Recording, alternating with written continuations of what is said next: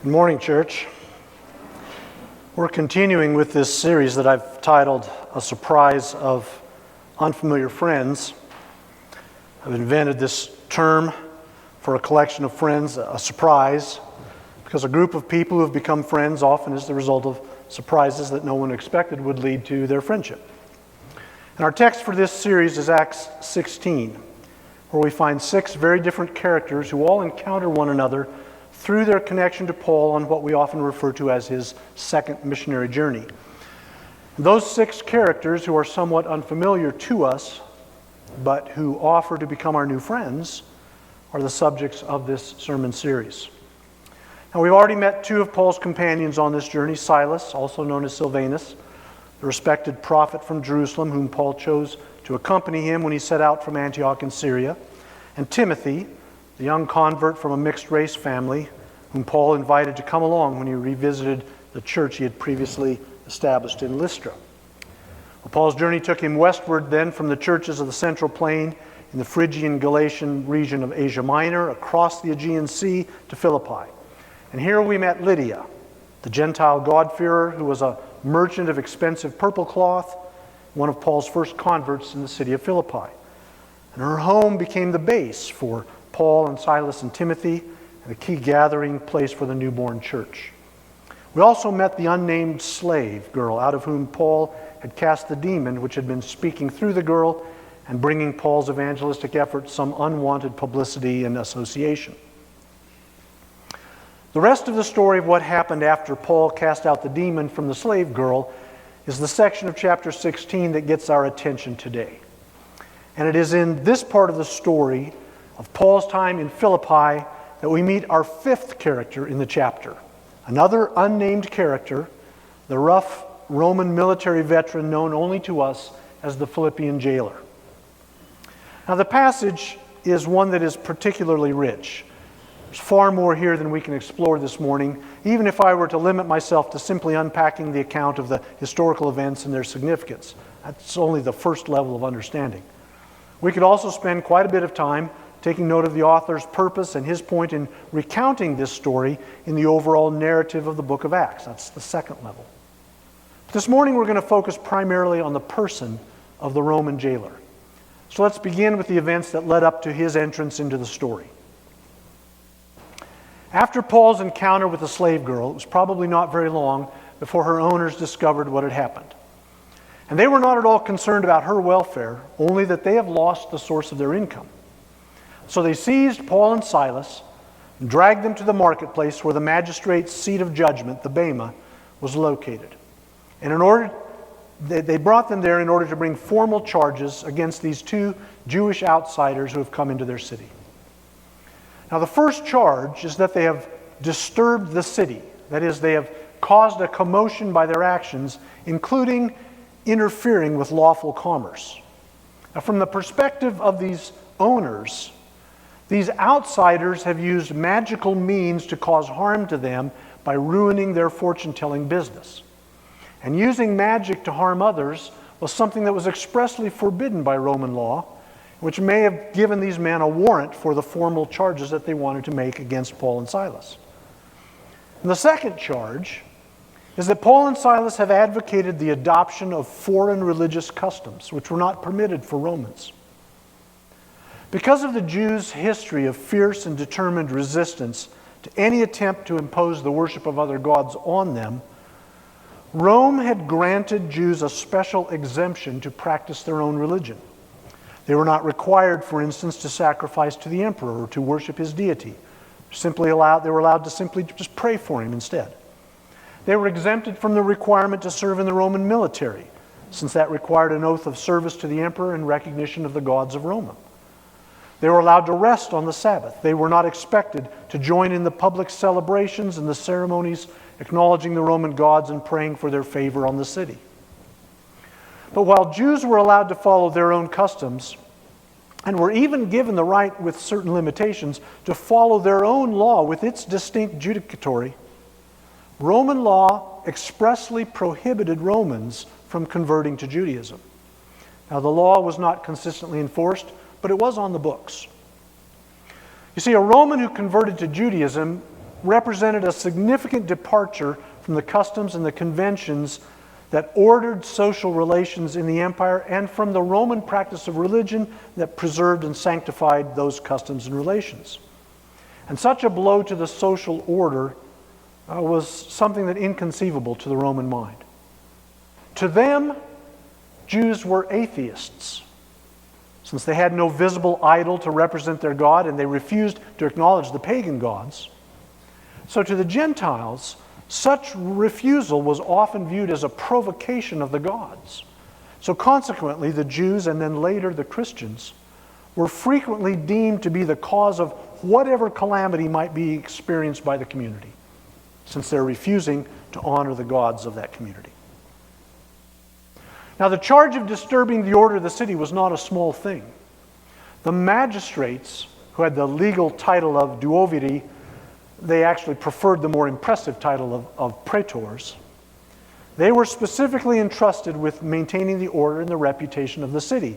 The charge of disturbing the peace was therefore one that they could not ignore, particularly when it was brought by Romans, who were well-known inhabitants of the city, men engaged in lawful business, and they were bringing these charges against two unknown Jewish outsiders.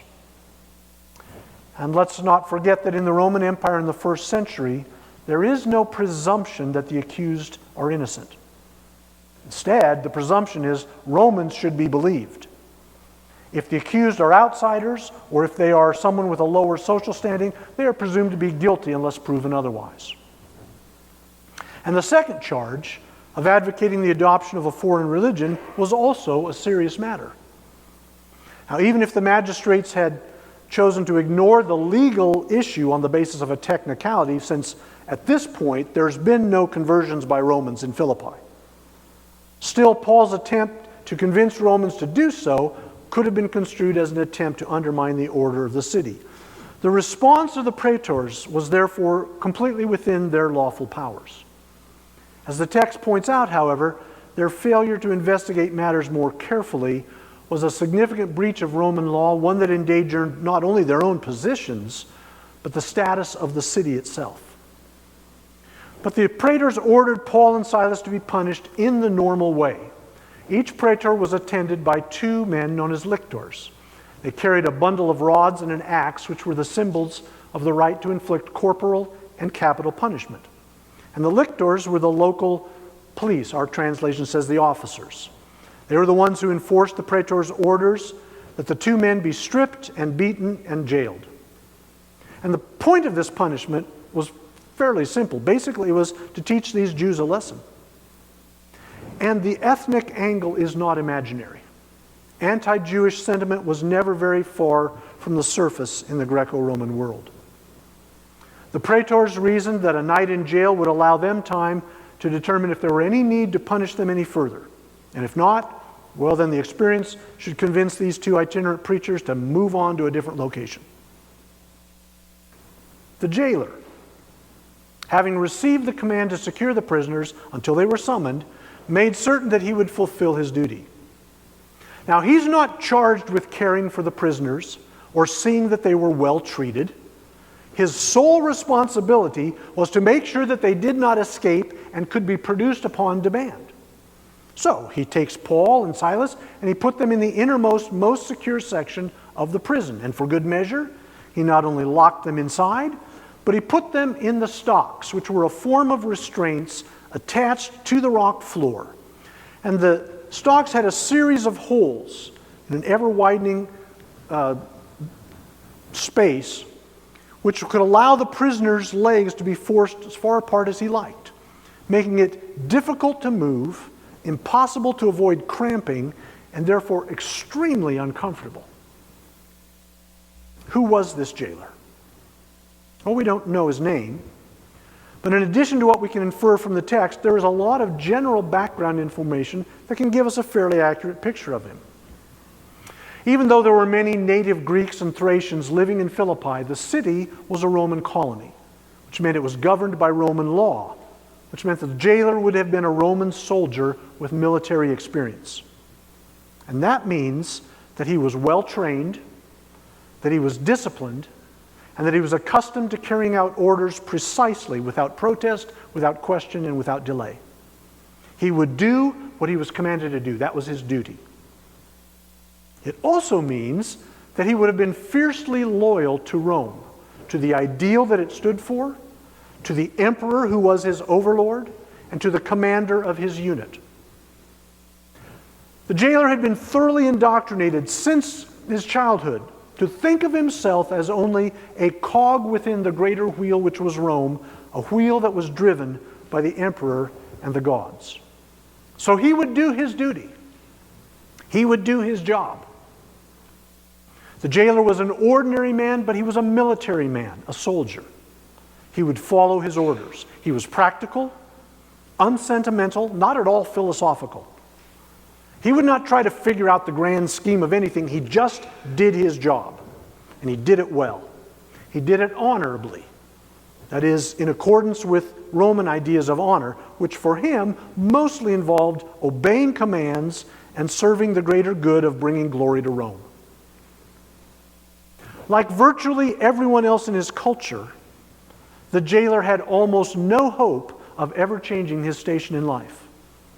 He had no chance of advancing socially or financially. Upward mobility was inconceivable for people like him in his world. Now, the military had already provided him with his best chance at carving out a place in this life. He had survived whatever his previous assignments were that his enlistment had brought him, and now he has a secure position so long as he kept his commander and the praetors happy. His job has given him a place to live, some quarters somewhere near the jail, given him a stipend that allowed him to provide for his family, his household. It's all that he expects, and it's certainly better than being a slave or a peasant farm worker. Also, like virtually everyone else he knows in his culture, when it comes to matters of spiritual truth or religious understanding, the jailer lived in constant uncertainty. Who knew what the gods thought, or what they wanted, or what they had decreed? Who knew what fate had ordained? No one. Observance of the rituals, offering the proper sacrifices, attending to the customary rites, recognizing the gods, this was all that a human being could do. And this constituted Roman piety. You just do the stuff. And maybe a military man could also be pious. But if not, he simply does his duty, hopes that it counts for something with the gods. In any case, who knows if it's possible to escape from fate? Certainly not our jailer. The jailer has only two things that are solid, two things that he can hold on to in his life. The first is his job. It is his total source of security. It is his highest good, his duty, and the thing that he must protect in order to survive. And that job depends upon him obeying Rome, especially Caesar and his commanders. And the second thing is his family.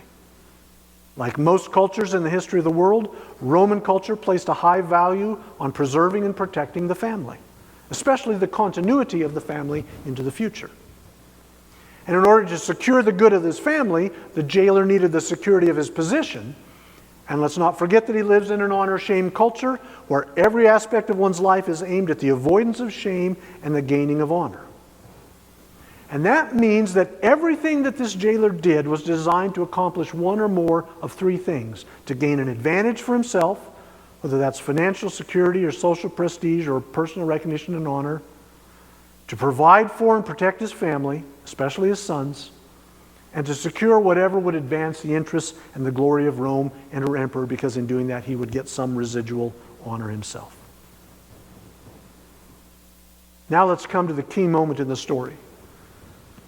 The point where the historical event meshes with the author's purpose in telling us about the event, the question of the jailer. The prisoners are all security locked in. The jailer goes home for the night. And about midnight, Paul and Silas are praying and singing in the dark, and the other prisoners are listening intently to them, when suddenly a great earthquake strikes. And this is not an ordinary earthquake. The foundations of the jail are shaken, but the building itself, or the roof if it's underground, does not collapse. The prison doors fly open, the restraining stocks or fetters of all the prisoners are unfastened. And something wakes the jailer in his quarters, perhaps the quake itself, or perhaps a message from the guards at the prison. But knowing that the prisoners are his responsibility, he hurries to the prison and finds the doors open.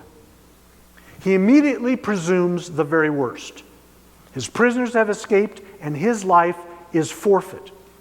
Because if he cannot produce the prisoners or their dead bodies, when the praetors summon them, he will be executed for dereliction of duty.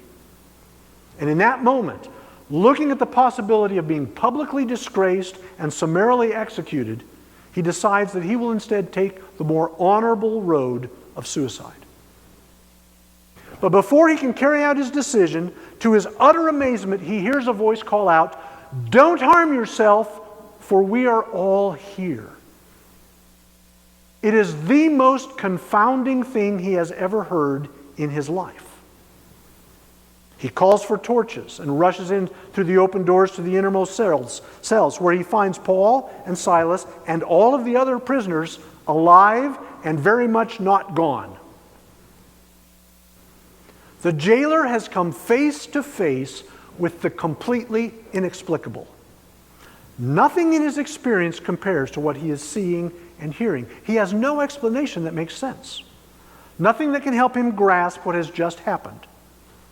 But four key things have suddenly combined in his mind to shake up his world of just doing his job and have forced him to a conclusion and to a decision. The first is his life of uncertainty, because his life is filled with questions. Questions that he typically just pushes back in his mind because there are no answers. What will happen to him? What will happen to his family? What have the gods determined? What is his fate? He doesn't know. All he knows is to go to work each day, to do his job, just get through each day and take care of himself. He knows only that he must do his duty, that he must avoid shame, though he cannot know what the gods want, and so he's trapped. But here are men who it would appear have answers, who have knowledge that he lacks. Secondly, the earthquake must have been a sign from the gods. Now, his initial assumption is that they must have decided to mock him, to punish him by setting his prisoners free and leaving him to face his fate. But now, since the prisoners are still here, the gods must be saying something else. They must have a message for him. But what could it be? Well, there's these two Jews who have somehow convinced everyone else to stay. What do they know about this sign from the gods? Third, then, he considers these two Jews, these prisoners, Paul and Silas. Now, we don't know that the jailer heard Paul and Silas singing and praying. The text tells us that they were doing so around midnight when the jailer was at home asleep. But it's quite likely that their demeanor was consistent throughout their imprisonment. That instead of cursing or threatening or begging for mercy, all responses that the jailer would have heard on countless occasions, instead of that, they were giving thanks to God, praying, encouraging one another, reminding one another of God's goodness and His grace. Now, the jailer's experienced at his job, okay? He's familiar with fear. He's familiar with anger, with desperation, with resignation. Any of those responses would not have surprised him at all. But these men have something else, something different. They have a peace and a confidence the jailer has not seen under these circumstances. There is something supernatural about these men. And finally, then, the fourth key is the absolutely inconceivable utterance that he has just heard. We are all here. Prisoners, given the chance to escape, to flee from confinement and the possibility of even harsher punishment, with nothing to lose by trying to leave and nothing to gain by staying, they are still here. As if they were waiting for him to arrive so that they could assure him that no one had left, to assure him that he was not in danger of failing to do his duty.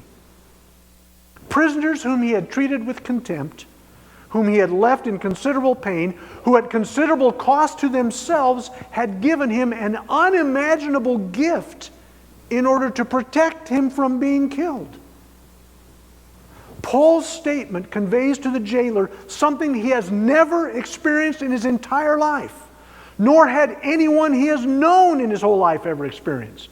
The love of God, utterly unlike anything he has seen or known, shown to him by a foreigner. Those four things led the jailer to a conclusion and a decision. He must know what these men knew. They had a power he could not understand. They knew a God whom he had never known, one who was clearly trying to say something to him. They had something that he needed, so he asked the question that would change his life forever. Sirs, what must I do to be saved? Paul's answer to the jailer has often been misunderstood. Believe in the Lord Jesus and you will be saved, you and your household, is what he said. First of all, when he says believe, that does not simply mean to make a mental acknowledgement that God exists or that I agree that Jesus is divine.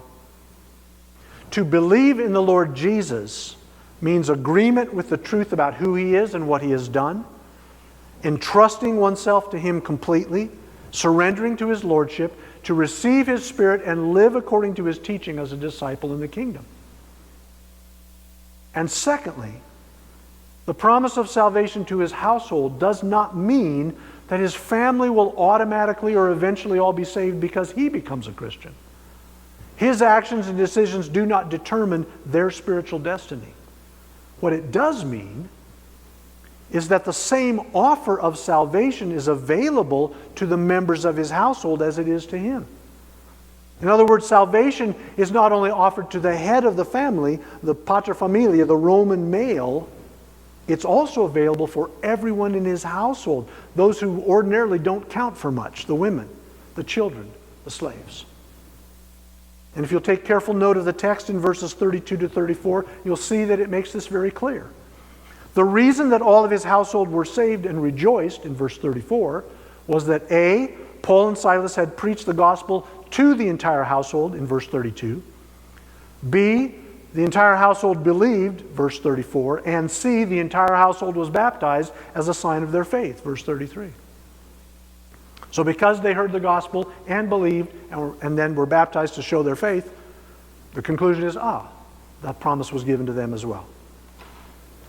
And the jailer understood what Paul was saying. When Paul said to him, believe in the Lord Jesus, you will be saved, you and your household, he understood that the promise of salvation was available for his entire household. That's why he took Paul and Silas home. That's why he took them out of the prison to take him with him, so that they could explain how his family could know with certainty about salvation. And after they were through explaining the gospel, he responded by faith that was demonstrated in his actions, fitting for a man like him. He washed their wounds, he and his family were baptized, and he prepared a meal for them to eat. John Chrysostom, 4th century theologian and preacher who was known as Golden Mouth, said of the jailer, he washed them from their stripes, and he himself was washed from his sin. Well, our jailer, after the baptism and the meal, he did his job. He returned Paul and Silas to the prison where he had already secured the others. We get that from verse 40. And just in case anyone would want to quibble, technically the jailer had not been derelict when he took the two into his home, because they were still in his custody. All that was necessary was to fulfill his duty. All he had to do was to produce them when they were summoned by the praetors, and he had them in his custody. Our Roman jailer was a common man, a man who went to work every day and just did his job. He was a rough-hewn stone, uncomplicated, unsophisticated, not ignorant, but probably uneducated. But he was also unwavering when it came time to decide if he would follow Christ. And when faced with the inexplicable, he saw enough to be convinced of the truth. And even though he had grown up in a world where a multiplicity of idols and gods and differing religions were just all part of the background, just the scenery of life, he did not hide from the moment when he came face to face with the reality of the living God. He weighed the evidence that was in front of him, especially the evidence of these messengers of Christ, their lives, and the peace that they had showed while suffering, the love that they'd showed to him when it cost them everything. And he listened to the gospel message and determined to put his trust in Jesus, to become a follower of this new and very different religion. I'd like to point out two final traits of our new friend, this Roman jailer. And the first is his courage. Because his decision to follow Jesus was not an easy decision, nor was it free from cost. It took courage to step away from a lifetime of beliefs, from everything he'd ever known, everything he saw in every part of the culture that surrounded him, to step into a whole new way of understanding everything. It took courage to identify with Christ in baptism, to acknowledge a new Lord, one who superseded even Caesar in his authority and power. And it took courage to lead his family into joining a new tribe, as it were, to identify with this fledgling little group of disciples, most of whom were women, and Jewish women at that. But he had encountered God. He'd heard from God's messengers, and he'd seen the reality which he could not deny. So he took the step of faith, knowing what was required of him. And the second thing to note as we close is his gratitude. One of the marks of someone who's genuinely come to Christ is that he or she is grateful for salvation. See, if you don't think salvation is any big deal, you really haven't grasped what Jesus did for you or what it cost. And we can see the jailer's gratitude in the joy with which he celebrated baptism with his family. We can see it in the way he responded by caring for Paul and Silas, treating their wounds, feeding them. We can even see his gratitude in the humble way he comes back to them in the morning to deliver the message that they're free to go.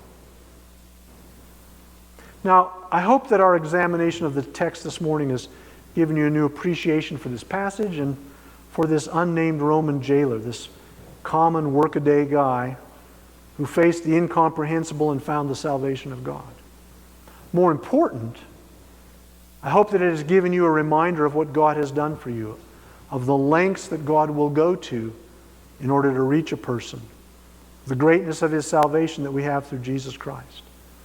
And most important of all, I hope that if you are here or if you're watching us online and you are stuck in a prison of unbelief or pain or regret or addiction or some other thing that has you in its grip, maybe just the prison of believing that all you have in this life is going to work and doing your job.